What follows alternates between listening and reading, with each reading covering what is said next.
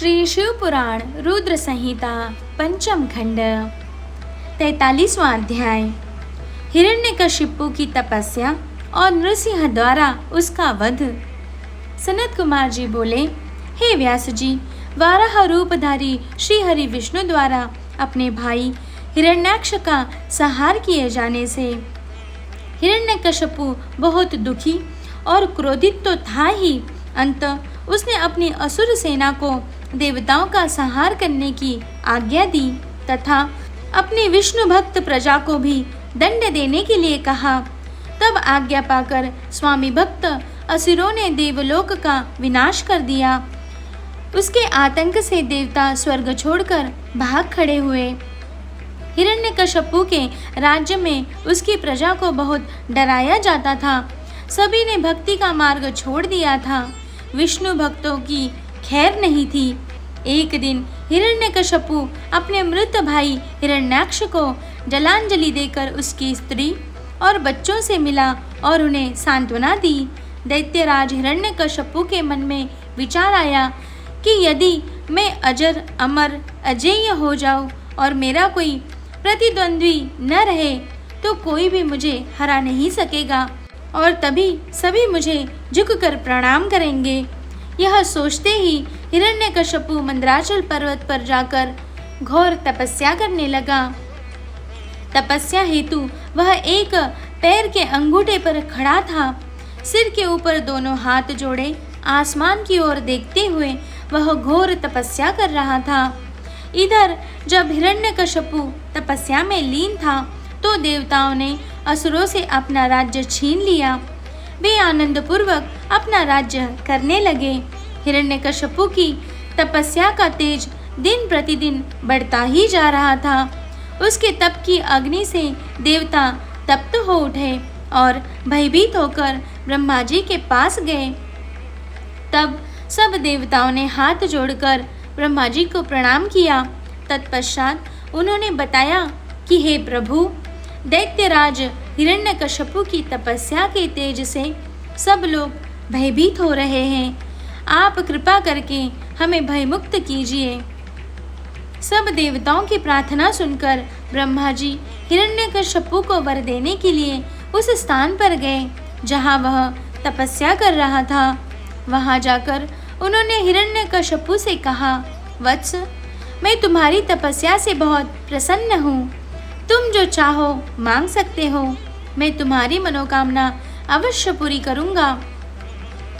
ब्रह्मा जी के ये शुभ वचन सुनकर हिरण्यकशिपु ने आंखें खोल दी और हाथ जोड़कर सामने खड़े ब्रह्मा जी को प्रणाम किया।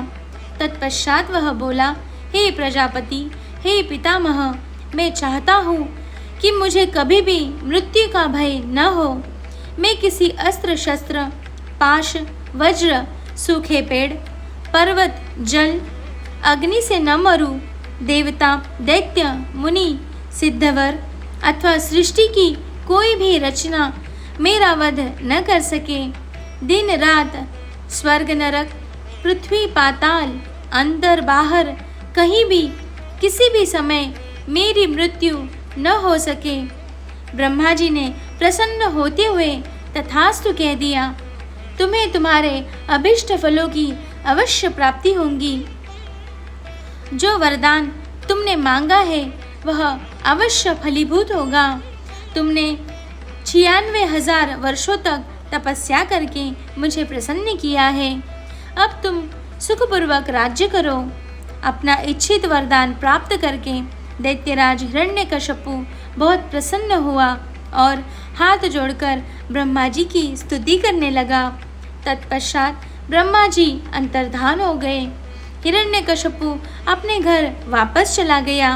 वहाँ पहुंचकर उसके मन में यह विचार आया कि अब मैं अमर हो गया हूँ।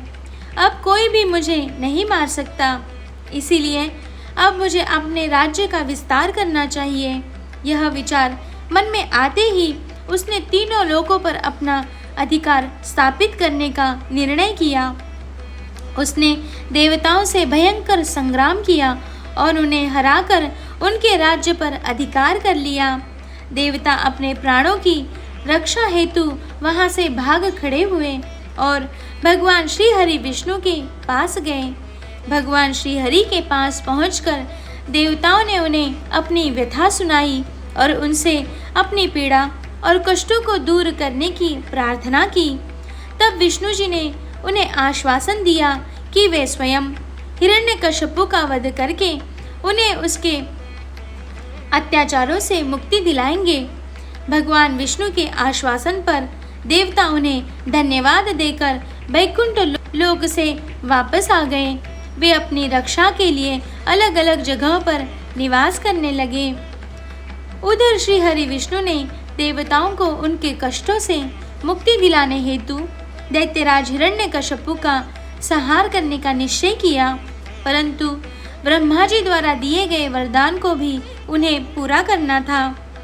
तब विष्णु जी ने ऐसा रूप धारण किया जो आधा मनुष्य के जैसा था, आधा शेर के जैसा।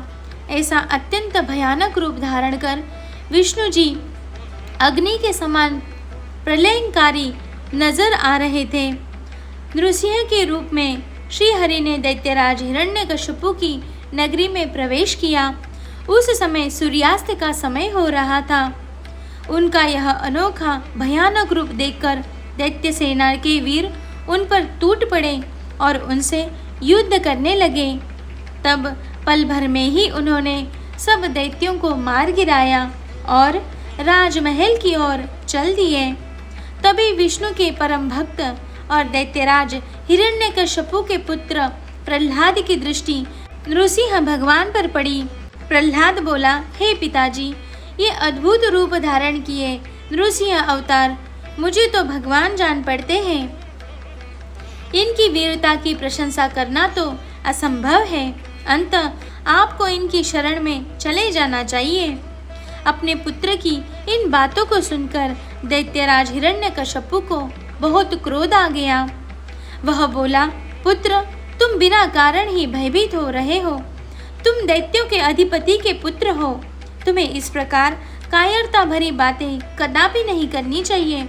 यह कहकर हिरण्यकश्यपु ने अपने सैनिकों को आदेश दिया कि शीघ्र ही वह जाकर विचित्र आकृति वाले उस जीव को बंदी बनाकर ले आओ। अपने स्वामी दैत्यराज हिरण्यकश्यपु की आज्ञा पाकर उनके वीर दैत्यगण नृसिंह भगवान को पकड़ने के लिए दौड़े, परंतु उनके समीप जाते ही वे भस्म हो गए। अब दैत्यराज स्वयं युद्ध करने के लिए अपने अस्त्र शस्त्रों सहित आगे आ गए। तब भगवान नृसिंह और दैत्यराज हिरण्यकश्यपु में बहुत भयानक युद्ध हुआ, परंतु भगवान नृसिंह के आगे दैत्यराज हिरण्यकश्यपु की एक न चली। नृसिंह ने हिरण्यकश्यपु को खींचकर अपनी जंघा पर लिटा लिया और उसकी छाती को अपने नाखूनों से चीर दिया। उसके प्राण पखेरु उड़ गए। तभी हिरण्यकश्यपु के पुत्र प्रहलाद ने वहां आकर नृसिंह भगवान के चरणों में अपना सिर झुकाकर क्षमा याचना की।